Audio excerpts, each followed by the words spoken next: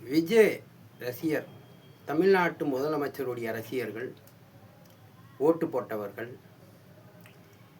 ஓட்டு போட்டு யாரும் வெற்றி பெறவில்லை. விஜய் தமிழ்நாட்டு முதலமைச்சர் ஓட்டை திருடி வெற்றி பெற்ற சிஎம். இவிஎம் மிஷின் வந்த நாளிலிருந்து இன்று வரையும் இந்த இவிஎம் மிஷினில் ஓட்டை திருடி ஆளுவதற்கு விளம்பரம் செய்கிறாங்க. இதே நான் இவிஎம் மிஷினில் நேரடி ஒளிபரப்பில் விஜய் 100 ஓட்டு போடட்டும், கை ரேகை கண் விழி ரேகை வைத்து 100 ஓட்டு போடட்டும்.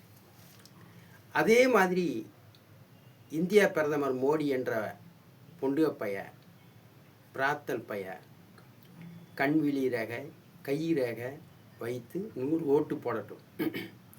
ராகுல் காந்தி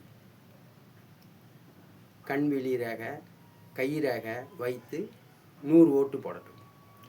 300 ஓட்டில் நேரடி ஒளிபரப்பில் எல்லாரும் வாக்காளர்கள்லாம் பார்த்துக்கிட்டு இருப்பான்.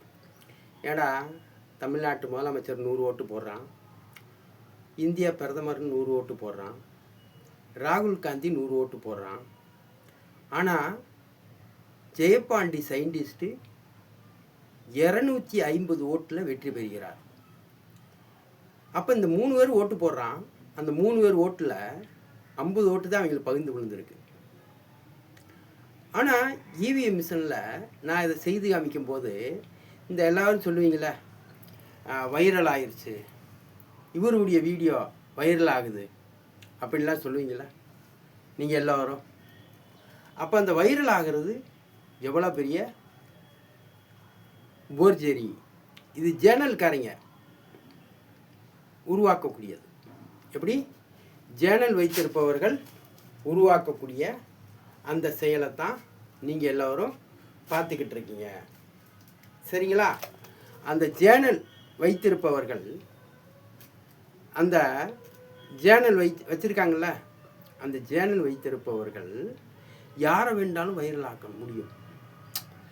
அந்த சிஸ்டம், அதாவது அந்த YouTube channel, WhatsApp, Twitter, Facebook, இந்த மாதிரி விஷயங்கள்லாம் அந்த நிறுவனங்களே எப்படி அந்த நிறுவனங்கள் என்ன செய்யுது?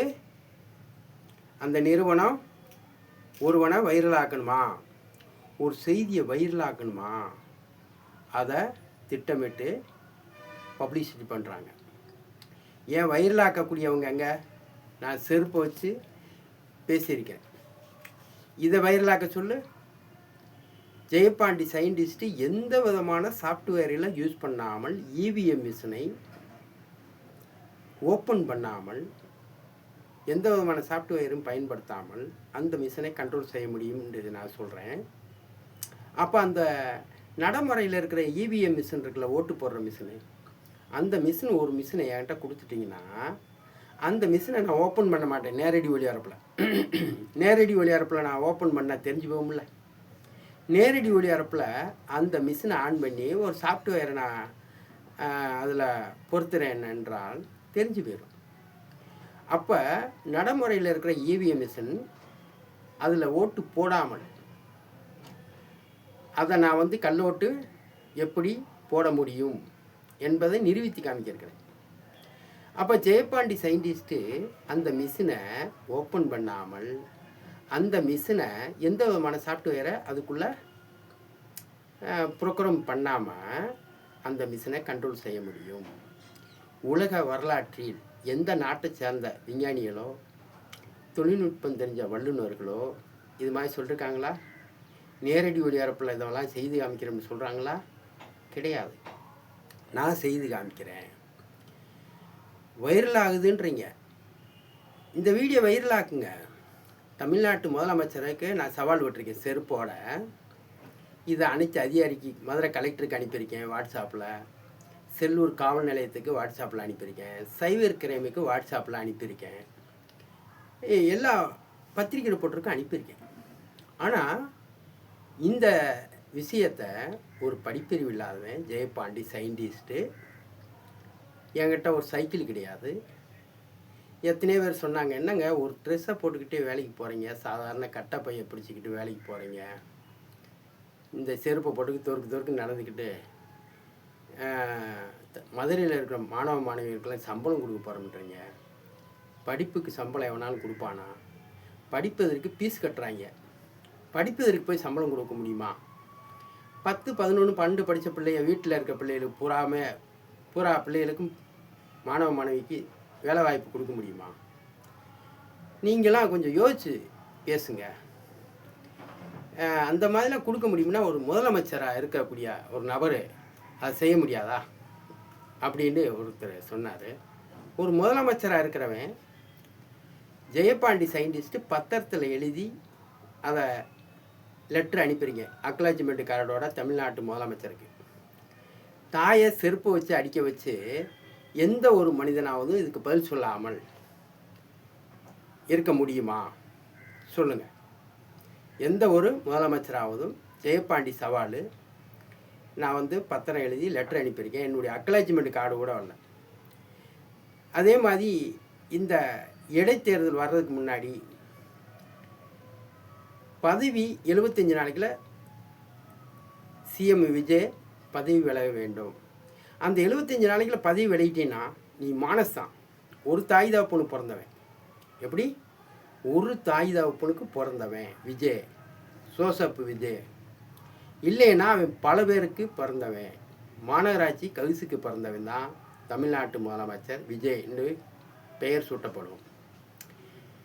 ஒரு படிப்பறிவு இல்லாத ஜெயபாண்டி சயின்டிஸ்ட்டு மதுரை முழுவதும் படிப்புக்கு சம்பளமும் வேலை வாய்ப்பும் கொடுக்க போகிறோம்னு சொல்லும்போது, ஒரு தமிழ்நாட்டு முதலமைச்சர் ஆகிட்டு பொறுப்பில் இருந்துக்கிட்டு 200 கோடி சம்பளம் ஒரு படத்துக்கு வாங்கக்கூடிய தகுதி உடையவன் உன்னால் செய்ய முடியலை என்றால் இந்த பதவி ஏற்று 75 நாளைக்குள்ள பதவி விலகு. அந்த பதவி விலகின நாள்லேருந்து 75 நாளைக்குள்ள மதுரை மாவட்டம் முழுவதும் படிக்கிறதுக்கு சம்பளம் கொடுக்குறேன். 10, 11, 12 படித்த பிள்ளைகளுக்கு வேலை வாய்ப்பு கொடுக்குறேன். அப்படி கொடுக்க தவறினால் இந்த வீடியோ ஆதாரத்தின் மூலமாக விஜய்வுக்கு 1 கோடி ரூபா நான் கொடுத்துட்றேன். மதுரை 6ADJ நீதிமன்றத்துக்கு 1 கோடி ரூபா நான் கொடுத்துட்றேன். என் கண்டுபிடிப்பவும் தமிழ்நாடு முதலமைச்சர்கிட்ட ஒப்படைத்து விடுகிறேன். உங்களுக்கு கீழே அடிமையாக நான் வேலை செய்ய தயார். ஆனால் நான் வெற்றி பெற்றால் கையில் குத்தி ஓட்டு போடும் முறை வேண்டும். அந்த கையில் குத்தி ஓட்டு போடும் முறையில் அதில் என்னுடைய மாணவர்களும் தேர்தலில் நிற்பாங்க. அதில் வெற்றி பெற்றவன் மக்களாட்சின்னு சொல்லலாம். மிஷினில் ஓட்டு திருடி ஆண்டவன் 15 வருஷம் ஆண்ட பிரதமர் மோடி என்ற பொண்டு பைய வீடியோலாம் பார்க்குறேன். பிஜேபி கட்சியோ எந்த கட்சிக்காரனாக இருந்தாலும் இந்த வீடியோவை மட்டும் வெளிப்படுத்து. ஓட்டு உரிமை இல்லாமல் ஒரு நாடு இருக்குது என்றால் அது இந்தியா தான்.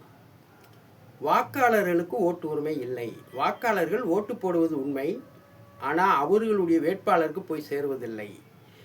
புரோக்கர் அரசியல்வாதி தான் இந்தியாவில் இருக்கிறான். அதனை நிரூபிப்பதற்கு தான் இந்தியா அரசியலமைப்பு சட்டத்தையும் செருப்பால் அடிப்பும்னு சொல்கிறீங்க. இந்திய அரசியலமைப்பு சட்டம் இருப்பது உண்மை என்றால் ஜெயபாண்டி கேட்குற கேள்வி 20 கேள்விக்கு 24 ப்ராக்டிக்கலுக்கும் இவிஎம் மிஷினை பற்றி பதில் சொல்ல வேண்டும் நேரடி ஒளிபரப்பில். அதே மாதிரி நேரடி ஒளிபரப்பில்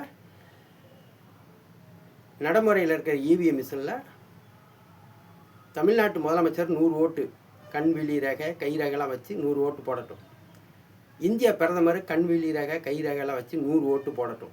ராகுல் காந்தி கண் ரேகை கை ரேகைலாம் வச்சு 100 ஓட்டு போடட்டும். அந்த 300 ஓட்டில் இறந்து போன காமராஜர் முன்னாள் முதலமைச்சர், இறந்து போன காமராஜரை முன்னாள் முதலமைச்சரை வெற்றி பெற வைக்கிறேன் 250 ஓட்டில்.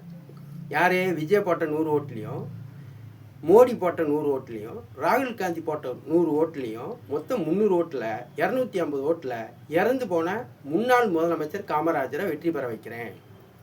அப்போ இது நாள் வரைக்கும் பணம் கொடுத்து வெற்றி பெறுவது, சலுகை கொடுத்து வெற்றி பெறுவது எல்லாமே பொய் என்று தெரிய வரும். அதனால தான் நேரடி ஒளிபரப்பு கேட்குறேன். இந்தியாவில் உண்மையிலே இந்திய அரசியலமைப்பு சட்டம் உண்மை என்றால் இந்த போட்டியை அங்கீகரிக்க வேண்டும், அனுமதிக்க வேண்டும். இதை நடத்துவதற்கு ஒத்துழைக்க வேண்டும் இந்திய அரசியலமைப்பு சட்டம் அரசியல்வாதிகள். நன்றி, வணக்கம். அடுத்த டேக்கில் பேசும் பிஓ ஜெயபாண்டி சயின்டிஸ்ட்டு தற்கூரி விஜய்.